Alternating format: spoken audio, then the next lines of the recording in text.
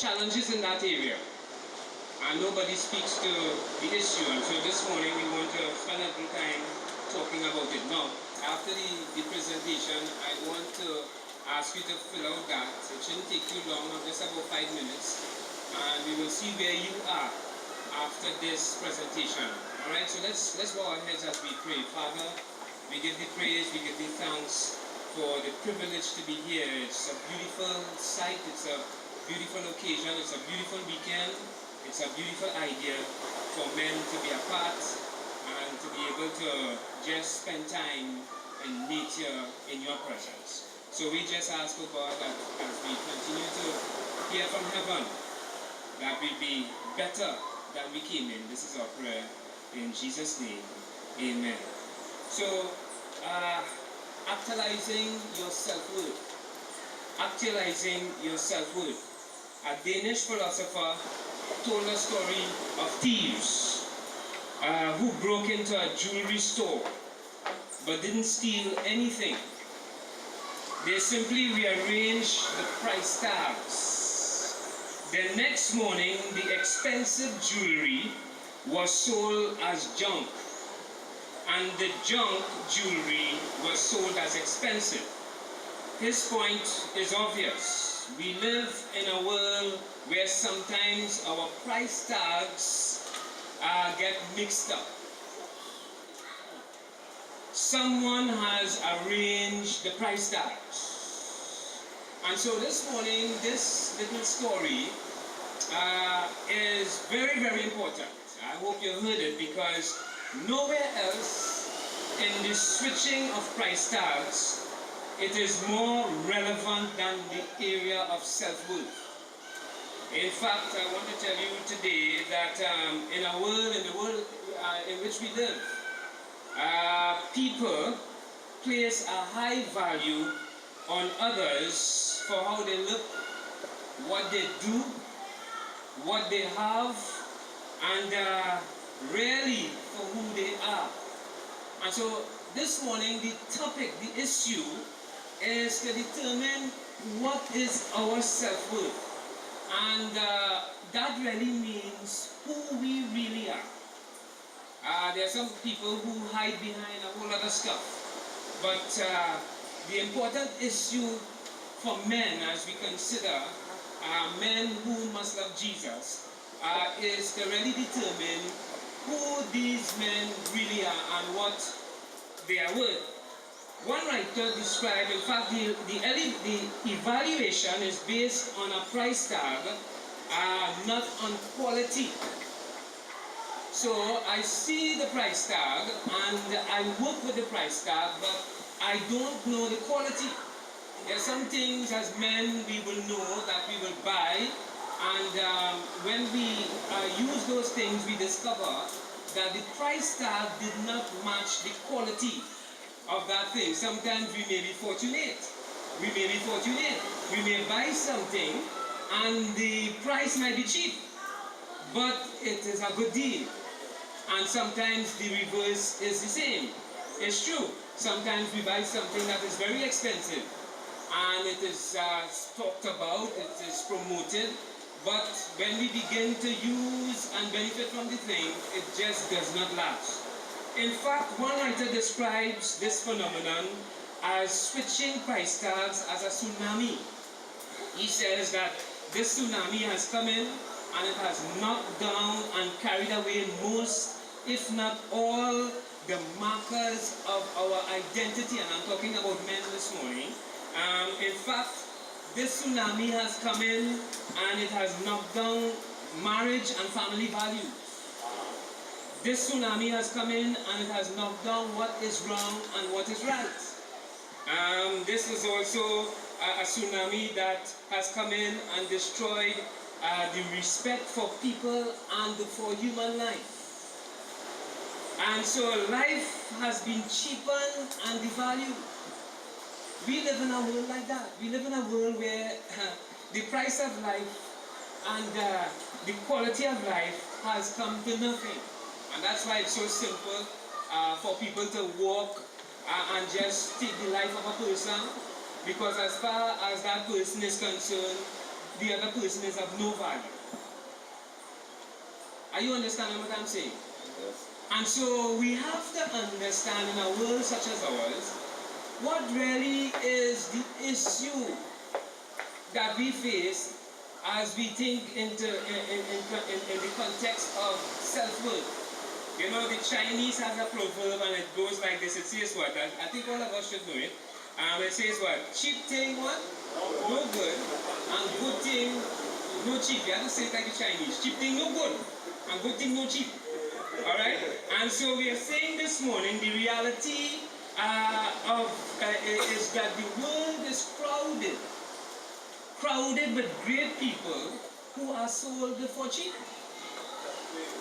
Are you understanding what I'm saying? I'm speaking to you. The world is full and crowded with people, great people, excellent people, who are sold for cheap. Those people are in our homes this morning. Those people are in our schools this morning. Those people are at the churches this morning, right there in Chase Village. Those people are in our workplaces this morning. Those people are in our own families this morning. Cheap, sold for cheap, but excellent. Good quality stuff, but you don't know because the price tag on that person or individual is cheap. And so it is treated as a cheap commodity, a cheap item. I want to tell you this morning that there might be some folks who are sold for cheap right here in the retreat. And that's why you're here this morning. You want to find out what is really your self-worth. Am I? Yeah? And so I want us to just focus on 4 pillars. There are probably more, but I just want to work with 4 pillars this morning as it regards to self-worth. Now the first pillar I want to look at is I am acceptable. I want us to say that this morning. I am acceptable. Somebody say acceptable. I want you to pronounce it properly. And you know what I like about the men here? They're honest boy. He says me boy. Right? They're honest men, right? But I am what? I am acceptable. I am acceptable. The Bible tells us in 2 Peter, in fact 1 Peter chapter 2 and verse 9, it says this. It says, but ye are a chosen generation. What? A royal priesthood and holy nation, a peculiar people, that he should show forth the praises of him who had called you out of darkness into marvelous light. Now the key word in this passage this morning is chosen. In other words, I have a friend who is like he's a grassroots kind of fella. He talks, you know, he just talks like a real man on the ground. And he will tell you this, at this point he would say, you're in the game. You are in the game. I'm saying this morning to all of us that right up as we notice this text this morning, we must understand that we are in the game. You may not feel it, but you're in the game. Right away, we must understand that we are acceptable. In other words, there are some people who don't feel acceptable. And that's not just a few people, that's a lot of people. In fact, if you would do the research, you would discover that the person right next to you might be feeling that way. Not acceptable. But I want to thank God this morning that he says that right off the bat, you don't have to worry, you are chosen. Now you know when we play small ball and as little fellas, you know, you have a little skill, but the big guys are there and they call a little game and stuff like that. You know that you're wondering if they would pick you. Alright? And when you get to find out that you're chosen, it makes you feel a certain way. Am I making sense? Yeah, it makes you feel a certain way. It makes you feel that, you know, that you are a part of something important. And so to be chosen is important. It is a part of, in fact, it is a part of human experience to feel and to really benefit and to experience and to enjoy being chosen. In fact, I'm saying here, the simple paraphrase to this whole passage is that we are chosen, and from nothing we can become something. Now you just need to hold on this morning, because I'm going somewhere with this. I'm going somewhere with this. From rejected, you can feel what? Accepted. Let me just ask you, are there any persons among us this morning who sometimes don't feel accepted? I know you wouldn't say anything now, but you can talk later. You talk to the other here, the one with the short fuse, right? The fact remains, that is a human experience. At some point in your life, you will have this feeling of unacceptance. Sometimes it happens in the church. You know, you are there. I remember when I became a new member of the church, Elder Vernon. You know, there was this feeling, and sometimes we need to be careful, because sometimes when people come in, this feeling of unacceptance is real. And so we are saying here that sometimes the pastor wants to feel accepted by his congregation. You may find that he stands here in front of the congregation and he looks confident, but when he goes home, he cries. He cries within his heart, because the one thing that he wants from his congregation is to feel accepted. So it's not a challenge for certain people, it's a challenge for everybody. And so sometimes the wife wants to feel accepted by her husband. Are you understanding what I'm saying? So when she cooks that little food, and you come in and you eat that food and you don't say thanks, that worries her, because that is how she feels accepted. Are you understanding what I'm saying this morning? So she wants to feel, the husband wants to feel accepted by his wife, the wife wants to feel accepted by her husband, and the child wants to feel accepted by the parent. There are a lot of children, and some of us could be victims here this morning, a lot of children who don't feel accepted by the parent. Are you understanding what I'm saying? And so what we are saying is that that's a real problem. And so the employer must make the employee feel accepted. So when the employee comes, he performs better, because you know what? The one thing he knows is that his employer accepts him. And now that will reflect nicely in a good raise of salary. But at the same time, we are saying that the employer must understand that, you know, I was listening to some gas station employees speak, and you know what they said? They said, look, you know, the truth is, we don't really want more money anymore. We just want to feel accepted. And I said, wow. And the truth is, people are living in this world, and they live just to be accepted. It doesn't matter who you are. At some point in time, you have this experience. So we seek it from our parents, we seek it from our peers, we seek it from our partners, we seek acceptance from people we respect. We seek our desire to be accepted influences the kind of clothes, and you wonder why some girls will put on little short clothes, and they will come and certain parts of their body might be exposed. They don't really mean that. They don't want to show you more than they want to show you, but that's how they feel accepted. Everybody get quiet. Like I'm saying something that you do understand. And so sometimes we criticize these people. We say, but look at this little girl. I mean, she couldn't dress better than that. But she has a bigger problem. Her problem is that she doesn't feel accepted, and she wants somebody to accept her. The funny thing is, the wrong person does that. And then when she thinks that she's solving a problem, she gets into a bigger problem.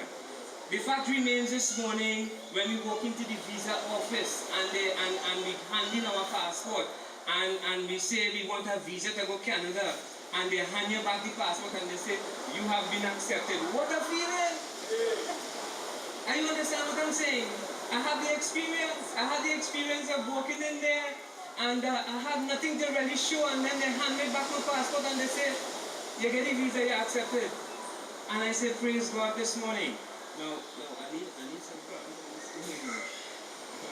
I I don't know why this is.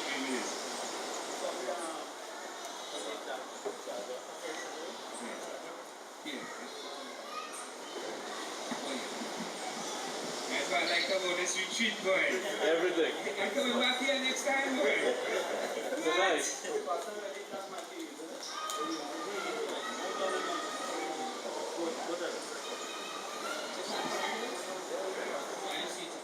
Oh, that's not. Sorry. Go ahead. Praise God. Praise God. So we are so driven by acceptance because we love the feeling of acceptance. We love to know that someone has chosen us and accepted us. Isn't that true this morning? Some parents in the Far East Coast receive a telephone call. In fact, their son during the Korean War made a call to them. They were thrilled because they had not heard from him for many months. He said he was in San Francisco on his way home. In fact, he called his mom and he said, "Mom, I just wanted to let you know that I am bringing a body home with me." He said, "I got hurt pretty bad." And in fact, he got hurt pretty bad, and he only has one eye, one arm, one leg, and I sure would like to bring him home to live with us. Well, the mom, she pondered, and she said,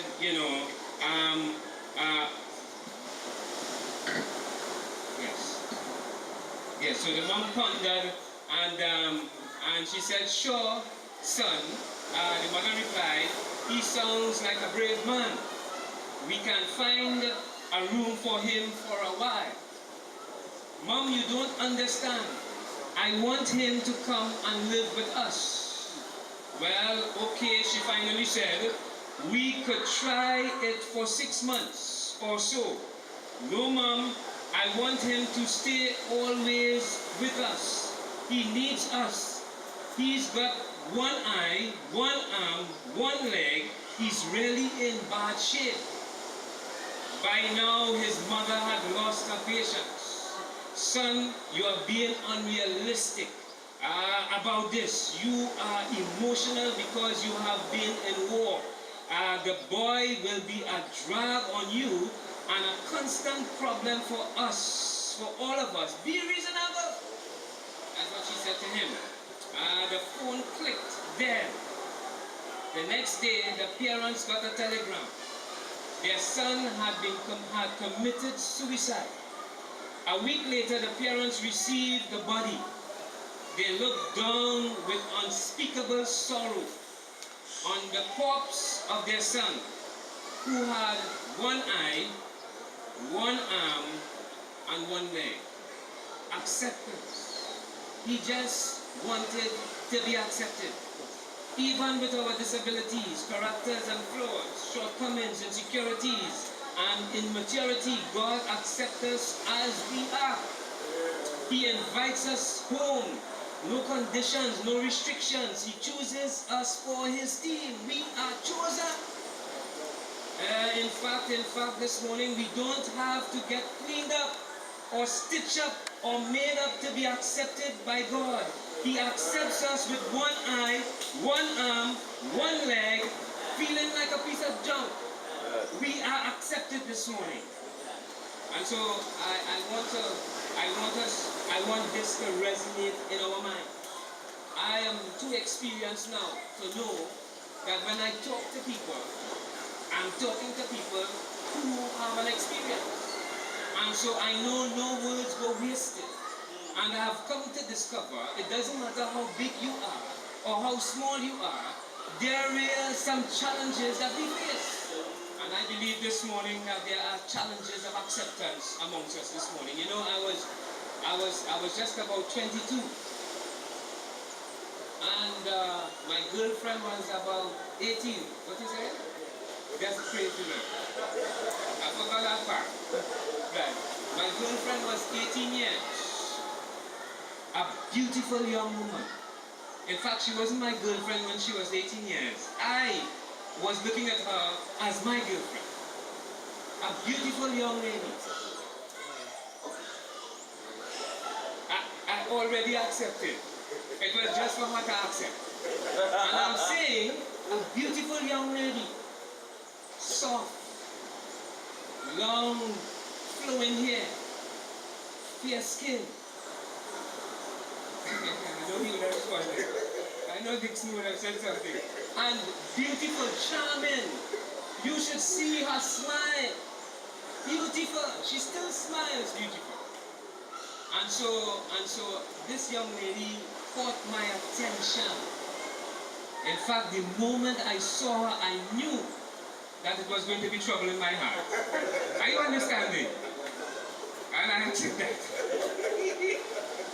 I like that. I accepted.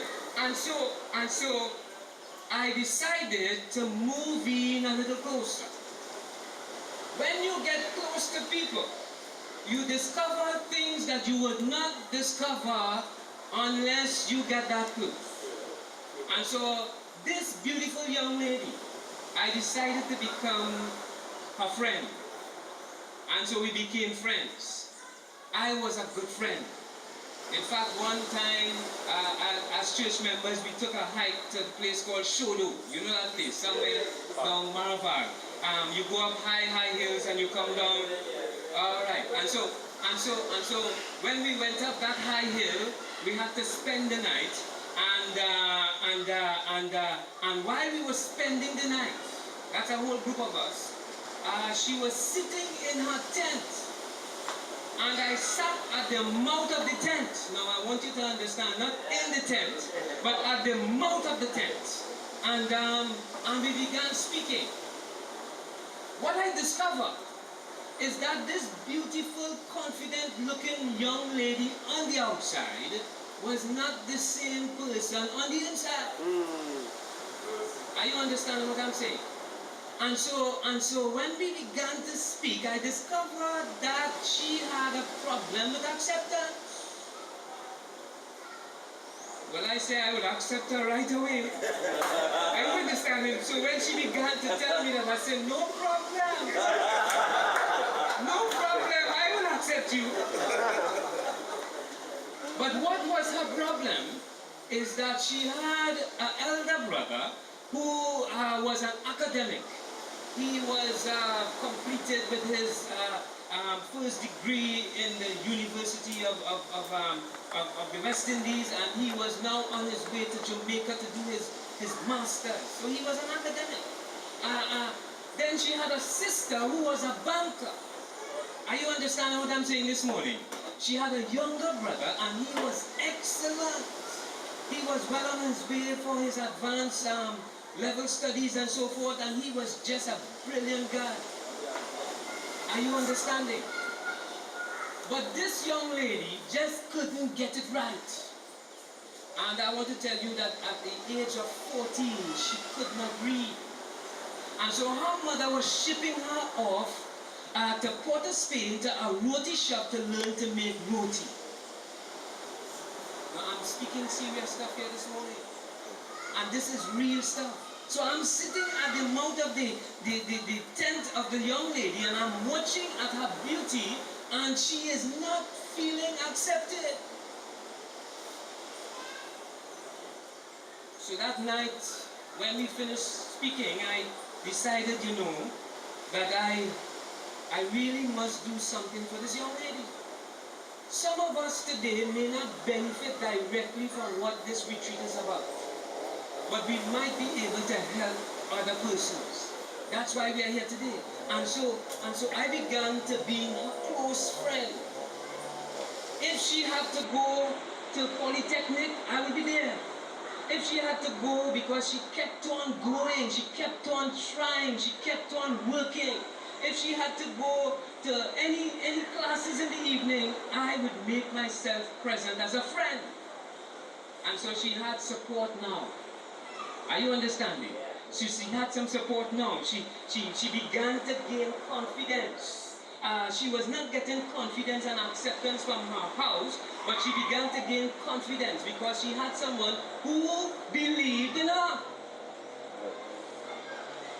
And that young lady, she moved, she began taking her studies seriously.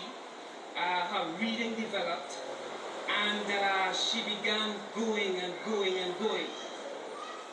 3 years later, my status changed. I had a paradigm shift. I was no longer a friend, but I was now a boyfriend. Are you understanding? Because you see, when you work with people, they will work with you. She didn't like me as a boyfriend. She said that, you know, I wasn't fair-skinned, I wasn't tall, I didn't have curly, soft hair. You see what my son looks like? I said, don't play with God, you know. Don't play with God, you know. Just what my son looks like is what she wanted. She gets it, but it's not how she got it. And so the point is, I became her boyfriend. And she began doing well. She began, you know, getting her passes, and she began moving on. And so when I thought that everything was going pretty good, one day she told me, she said, you know, I need to go to a family meeting. I said, okay. I mean, nothing is wrong with a family meeting. And she went to her family meeting. When she came back from the family meeting, all she told me is, I need you, I want to encourage you to go back to school. Let me just let you know something. God does not make mistakes. And I'm saying this morning, the issues of acceptance, the issues that we will face, God will treat with it. That's why we said last night that what true men must love Jesus. And so she told me to go back to school. But I did not know what was behind that. Remember I told you she went to a family meeting. Lo and behold, men this morning, the family meeting was about me. Because she was told, I noticed that you are getting close to this boy. But this boy is nobody. He doesn't have anything. In fact, let me just let you know that if you go through with this boy, every Monday morning, you will have to come back here for salt and sugar. You went through things like that. And so she never told me. I'm telling you something that she told me 2 years later, even after we got married. Are you understanding what I'm saying? And so I'm saying that this young lady told me that I should go back to school. I left school with no passes. I left school, when she's saying this to me, I'm a taxi driver. Are you understanding? And so I had little ambition, because you see, I was sold for cheap. In fact, I felt that I really didn't have any big work. So while God was working on her, God was working on me. And so I didn't know. She just told me to go back to school, and I got into the groove. Went to John D, and I did a course there. I did a course in print finishing and book binding, and I was good. And prior to that, she told her family, she said, listen, there is something about him. There is something that I see in him. In fact, I used to do little binding on my own, and I gave her a book. And she saw the book, and she saw whatever she saw in that book, she saw it. And I'm saying that we went back to school. I wouldn't want to discuss the ages. We went back to school. In fact, we got married after a while, and we went back to school. I want to cut this story short to tell you this morning that my wife, who couldn't read at the age of 14, she went on to get a degree at the University of the West Indies. She went on to get a master's at that very same university. She went on to become a lawyer. She was a teacher. She worked in the South Arabian Conference for 18 years as a secretary. That same young lady who was sent to make roti in Port of Spain, That is what she became. Now I skip some of the things here because I think we are somewhere down by we are talking not just about acceptance anymore, but we are actually talking about value. She saw value in me, God saw value in her, and that value became evident. True value. And now I'm looking at her parents. You see, I'm monitoring the situation because, you know, there's a funny thing about people, you know. When you don't have value, they push you aside. But now, everywhere they go, oh, this is my daughter, you know. Are you understanding? The fact remains this morning, there are people all around us who have tremendous value, who just need to feel accepted, who are capable, and all they need is just somebody to give them a little push. And that's why a men's ministry retreat like this will do something like that. And so I'm proud of my wife because God used her to help me. I went on to get my degree at the university. In fact, when I signed up at the university, they told me, they said, well, you know, we will accept you with your John D certificate. But you have to go back and get some CXC passes. And I said, no problem. Because you see, once you understand the price tag that you have, your price tag, then you are motivated. So you know that I went and I took social studies, English, and principle of business. I went down by Sharon's and buy 3 books. Never went to a class. Read the books, sit the exam and pass them. Amen. Went on to get my master's, and I'm presently waiting to do a D-Min. I'm saying that I didn't know that all of that was inside of here. And trust me, in between there, I would have developed a business, which our family still have. Between there, we would have bought properties. In fact, some of the people who said that fella is a waste of time, some of those people sometimes wondered how we did it. And that is what I'm saying this morning. I'm saying that one must know that inside of each person, God has put something excellent. And so the whole passage of life is to find that excellence. So nobody must walk around feeling that they don't want anything. Nobody must walk around feeling that they are not going to be anything. Because everybody is something. Everybody has potential, and it just needs to be unleashed. I'm saying this morning that we ought to feel acceptable. We ought to feel valuable. We ought to feel capable. Because the Bible tells us that in fact it says here, let me just get that. I just went ahead of my script this morning. We are chosen. Yeah, we have value. In fact, the Bible tells us this morning that we are bought with a price. And if we are bought with a price, we are belonging to someone. And if we are belonging to someone, then we should feel valuable. The Bible tells us that you have been bought with a price.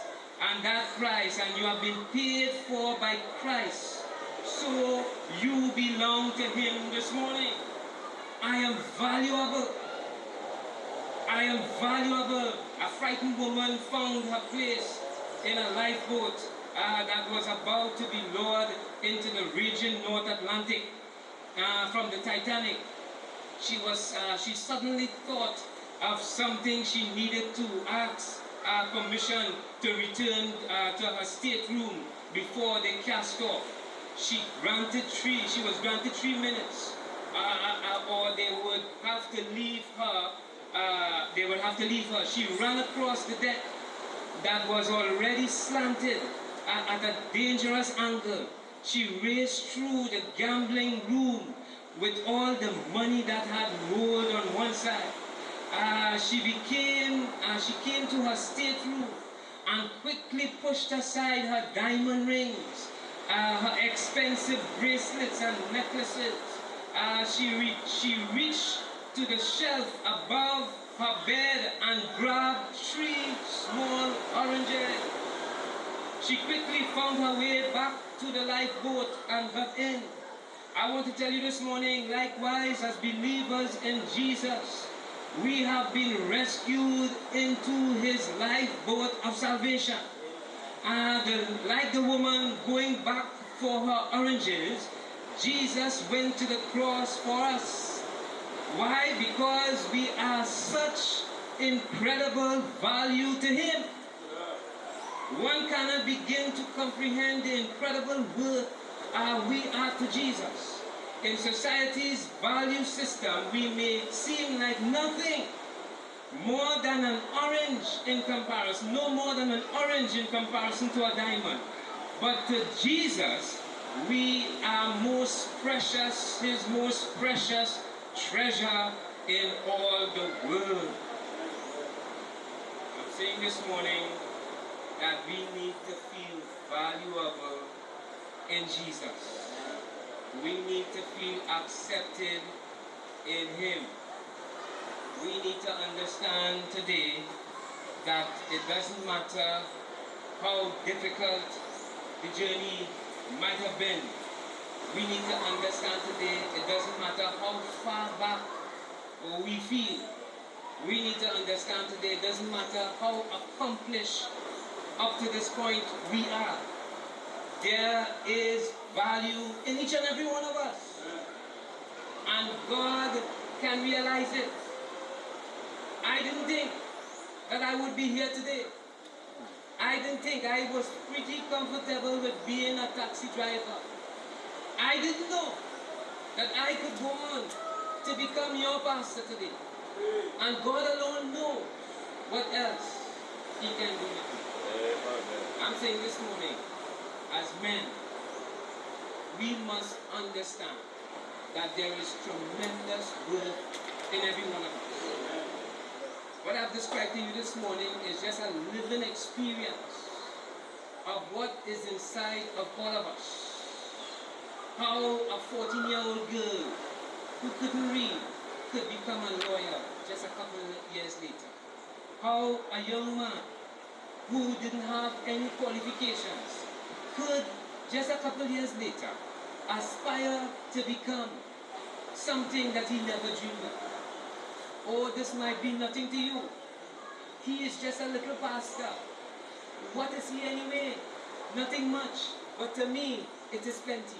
Because I know where I came from. Maybe you may have had all the qualifications in the world. But this morning, I feel just as important as you. Because I now have value. Value that will take me through. I'm saying this morning, I don't know where you are. But it is important to understand that each and every one of us have something special, something unique that God can use for others and to bless this world. And I don't know, but I feel very important in the hands of God this morning. What about you? What about you? If that is how you feel this morning, why not express it this morning? Say, God, I thank you for the value that you have put in me. I thank you this morning that you have made me feel accepted. And that I know, because of you, because of your promises, that I am capable. I have one last thing to say as we close this session this morning. There are some people who feel and fall by the wayside. The last one is that I am forgivable. There are some people who have made mistakes in life. You have done something that has thrown you off the rail. For some reason, you just cannot carry yourself any further because, you know what? this thing, every time you think about moving forward, there is this thing that comes back to you. I want to just remind you this morning that in the eyes of God, each and every one of us are forgivable. The Bible says that it doesn't matter how terrible our past may have been, God can forgive us, God can reinstate us, God can make us whole again. There are some people who are stuck in life because they cannot get past what their experience was. I remember this young lady. She came to me and she said, Pastor, I was reading some books, and I believe that those books have done something to me. She said to me, Pastor, sometimes when I go to the pipe, I hear a voice. The voice tells me that I need to wash my hands on the count of 20. And so she cannot move from the pipe unless she hears the number 20. She said, Pastor, there are nights when I cannot sleep. She said, because I would have read books that were not of God. She began reading material that witches read. And she began experienced the transformation from a normal person to a witch-like person. And she came to the reality that this was something wrong. And so when she came to me, I told her one thing. I said, do you believe that God can forgive you for what you have done? She said, Pastor, I don't know. I said, well, I want to tell you that it doesn't matter how bad your sin have been. God can deliver you from this problem. And I want to tell you this morning that she's well on her way to recovery. It doesn't matter this morning if your past is in the way. God can give you freedom as you understand that you are forgivable this morning. So this morning I want to leave with us that we are what? We are acceptable. We are valuable. We are capable. And we are forgivable in Jesus' name this morning. Well, you have your forms, and I just want you to wrap up these forms quickly. Some of them were done already. Let's just do those forms quickly.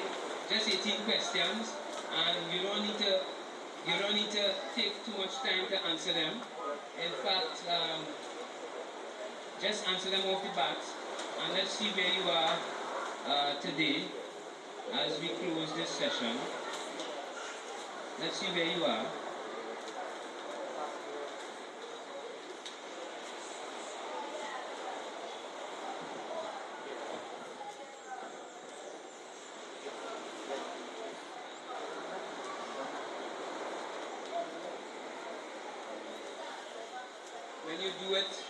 When you do the form, just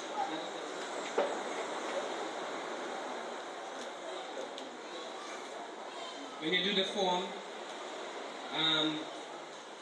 just add up what you get, and you will get to, you're just taking off a number that you believe is the number that is appropriate to the question, and then you just count up that value, and you will know where you are.